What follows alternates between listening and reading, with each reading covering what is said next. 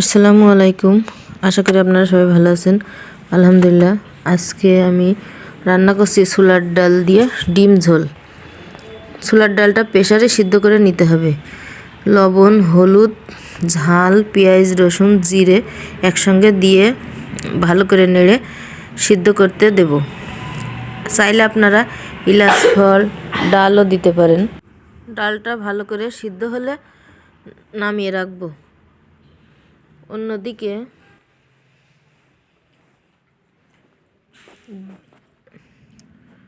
কড়াইয়ে আমি ডিমটা ভেজে নেব। ভেজে নিয়ে ভাজা ডিমটা রেখে দেব। দেওয়ার পরে ডালটা সিদ্ধ হয়ে গিয়েছে, ওই ডালটা আমি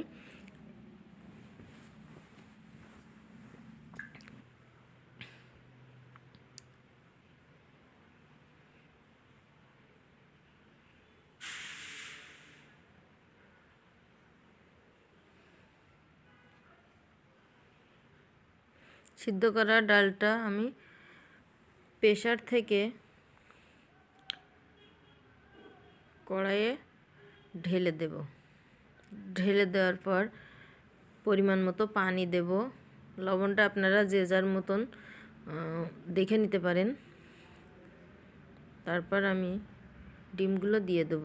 দেওয়ার পরে ফুটে উঠলে ইলাচ বাটা দিয়ে দেব। চাইলে আপনারা সেদ্ধ করার সময় একসঙ্গেও দিয়ে দিতে পারেন, আবার পরবর্তীতেও দিতে পারেন। আমি পরবর্তীতে দিয়েছি, দিয়ে কিছুক্ষণ জাল হওয়ার পর নামিয়ে নেব। রান্নার রেসিপিটা আপনাদের ভালো লাগলে কমেন্ট করে জানাবেন। আল্লাহ হাফেজ।